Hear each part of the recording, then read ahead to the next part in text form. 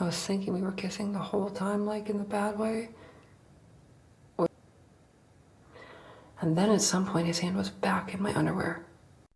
The movie kicks off with Agnes, this quirky literature grad student in her mid-20s, diving headfirst into her thesis at a cozy liberal arts college in rural New England. She's got that wide-eyed passion for books, especially Virginia Woolf, and she's totally geeking out over her advisor, Professor Preston Decker. He's this smooth-talking lit professor with a published novel under his belt. And during a one-on-one meeting in his office, things feel electric. Agnes gushes about his book.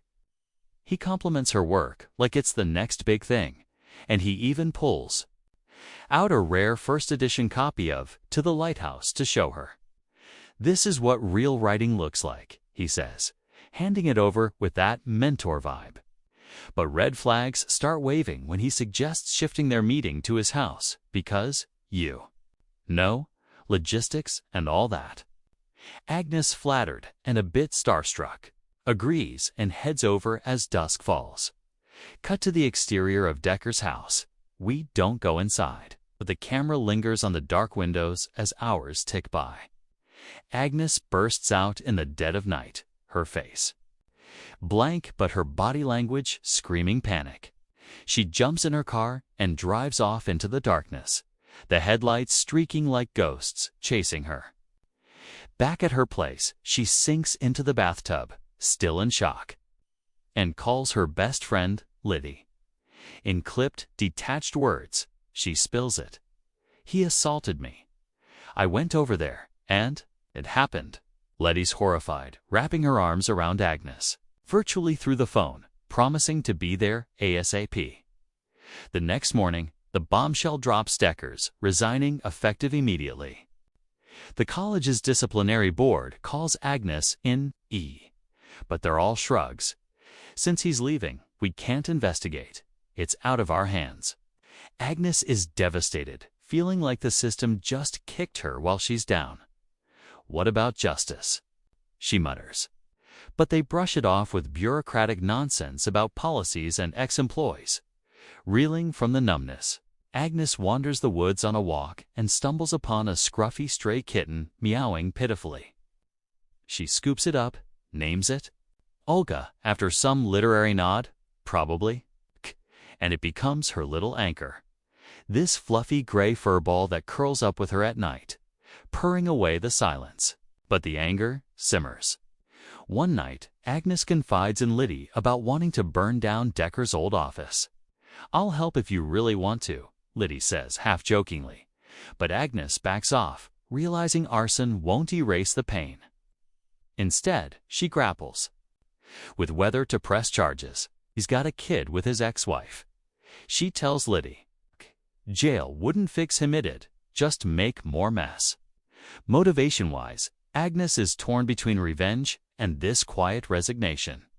She doesn't want to be defined by victimhood, but the trauma's like a shadow she can't shake, trying to reclaim some normalcy. Agnes starts a casual fling with her neighbor Gavin, this awkward but sweet guy next door, played by Lucas Hedges. It's all physical at first, no strings, just comfort in the sheets. One scene has them post-hookup, grilling hot dogs outside. "We're making hot dogs," Agnes says flatly to Gavin when he pops over. "Sounds good," he replies eagerly. "Sorry, we only bought two," she deadpans, and it's this dry, quirky humor that lightens the mood amid the heaviness.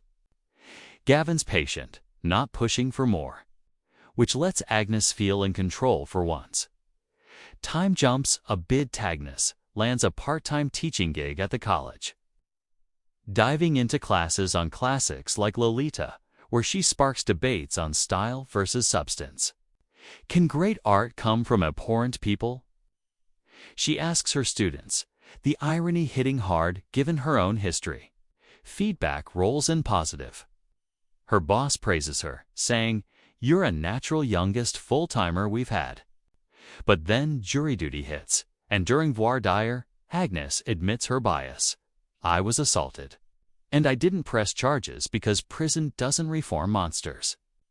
The judge dismisses her, and it's this raw moment where she voices her philosophy trauma. Doesn't demand vengeance, it's about surviving day by day. Fast forward, and Agnes scores that full-time position, but twist. They assign her Decker's old office. Staring at the empty desk, she feels the ghosts creeping in. Enter Natasha, one of her old grad school pals, who's all bristly and competitive. During a tense catch-up, Natasha blurts out, "I'm jealous of you getting ahead." And then drops the bomb.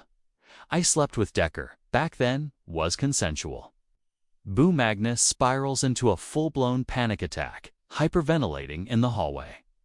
Flashbacks crashing like waves. She stumbles into a local sandwich shop where the owner, Pete, this gruff but kind-souled John Carroll Lynch, notices and calms her down. "Hey, breathe, want a sandwich? It's got Calabrian chili, fancy stuff."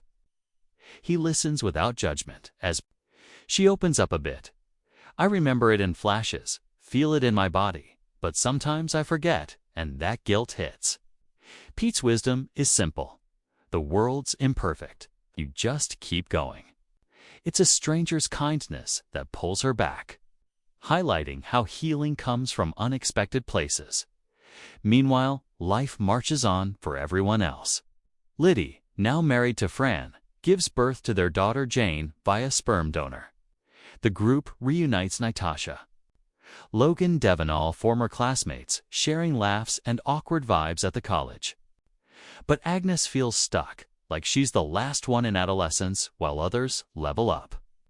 Liddy and Fran visit Agnes's wooded house with baby Jane in tow. "Want to babysit while we check out the lighthouse?" Liddy asks. Agnes agrees, cradling the tiny bundle alone. In the film's tender climax, she whispers to Jane, "Always tell someone how you feel, okay? I'm sorry you were born into a world where bad things happen, but I hope you have a good life anyway. I'll be here for you." It's soft, hopeful, her voice cracking with emotion as the camera pulls back on the forest, symbolizing space to grow. Throughout, the movie weaves, in these doctor visits Agnes sees a male doc who's cluelessly insensitive, tossing around terms like attacker and cervix culture, while Liddy shoots him dirty looks. The university reps are comically inept too, all euphemisms and no action. And classroom scenes pop with debates, like one student arguing, "Style matters more than the artist's sins," mirroring Agnes's internal war. As things wrap, Agnes inches toward peace. Her job's solid. Gavin's fling turns a tad deeper with that bathtub scene where they're vulnerable, naked, emotionally and literally, sharing laughs and fears. No big revenge plot, no dramatic courtroom showdown, just quiet resilience.